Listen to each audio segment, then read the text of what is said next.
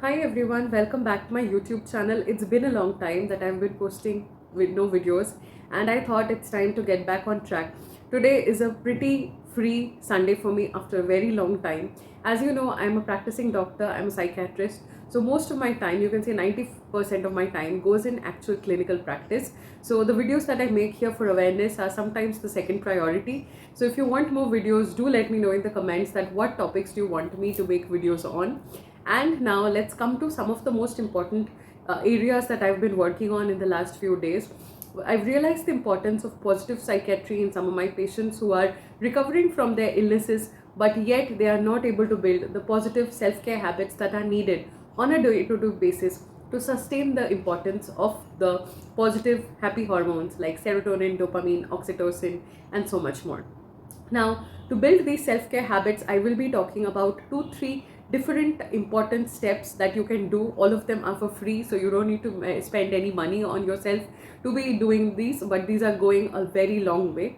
So, the number one would be walking or some form of exercise. You know, walking and exercise is known to be beneficial for mental health. It is said that if you walk for just 10 minutes a day, you will see an improvement in your mood. If you walk for 30 minutes a day, you will see improvement in your cortisol levels. If you walk for half an hour or more, then you're burning fat, you're using your energy well, your blood supply to different areas of the brain are actually improving. The brain is basically lighting up, if we can talk along medical terms. And the importance of that is long term, that you're improving your blood circulation to your brain, you're keeping your brain active, young, your memory, logic, reasoning, these kind of higher functions are also getting boosted. So these are some of the most important things that you will get as a benefit of walking. And when I say walking, it is important that if you can't go out, that is absolutely fine. Just get your steps in at your home.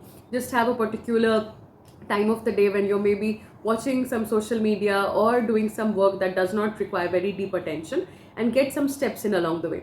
Also, one method of increasing walking and more activity in your brain is to add some housework or day-to-day chores like cleaning your room, fixing your closet, just arranging your bed. These tiny things, we think that they don't really add any importance, but they actually do. So any kind of physical movement, if you don't like to work, you can go for strength training, you can go for jogging, you can have a hit in exercises, high intensity interval training. So anything that is actually going to keep your body moving is going to help boost blood circulation. Blood circulation boosting to the brain actually helps in improving your thinking process. You will see that people who are very leading very active lives are actually the ones who are better in all the other aspects of their lives. They're doing well in their career, they're doing well in their relationships. The reason for that is actually the importance of movement on improving blood supply to different areas of the brain, particularly the areas that remain dormant or inactive. So there are many areas of the brain that we don't really use on a day-to-day basis. So the area of the brain responsible for spatial recognition, the area of the brain important for calculations. So these are certain things which are not used on a daily basis. So you can definitely get more of these areas functional just by boosting your overall blood circulation. The next is improving your attention span in an area where everybody is trying to fight for your attention.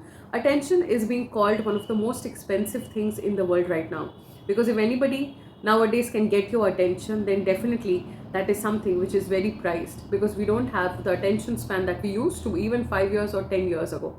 A lot of people are going back to reading books to improve their attention span, focusing on hobbies like painting, music, art, cooking, gardening to improve their attention span. So these are all very good important points where you can actually improve your attention span. So one thing I suggest my patients to do is actually to read 10 pages per day. So reading 10 pages per day is the right amount to even like get a 15-20 minute reading session in, and it's improving your attention span. Make sure when you're reading, keep your phone away. Do it at the comfort of your own house or at a time when you're calm and quiet. You are not disturbed by the notifications from your phone. So reading early in the morning for 15 minutes or late at night for 15 minutes before you go to sleep. These are some very important tips to improve your attention span. And like any habit, practice does make perfect. To make sure you're doing this on a day-to-day basis and not just as once in a blue moon. So if you're doing it in a once in a blue moon, it's not going to form habits. We are looking to form some habits, good habits that we used to have earlier, but our phone and our screen time modern age has actually taken away these good habits from us. Number three is face-to-face communication with people. Now, in an area of digital existence, practically, we are always on the phone, we are texting people, we have group chats that we are active on, but unfortunately, we are not talking face-to-face to people. Face-to-face communication has a lot of added importance in the form of visual cues, non-verbal cues, as well as the intonation of the sounds. And okay can mean very different things based on the intonation you add to it. But in a text, you're just writing an okay, that's it. But if you're saying that okay in person, the person in front of you can actually understand so many nuanced emotions based on that one word. Nowadays, we are seeing that children are developing autism, they're having poor communication skills. Early exposure to technology is actually making them very absolutely non-rehearsed with any kind of social interactions, face-to-face interactions. They are struggling to make friends in school, and more than anything else, we are noticing a pandemic of loneliness. So it is very important that you talk to people, take time out to meet people in person, even if it is a one-time thing, even if it is once a month, once a year, whatever it is that helps you meet people in person and stay connected in person.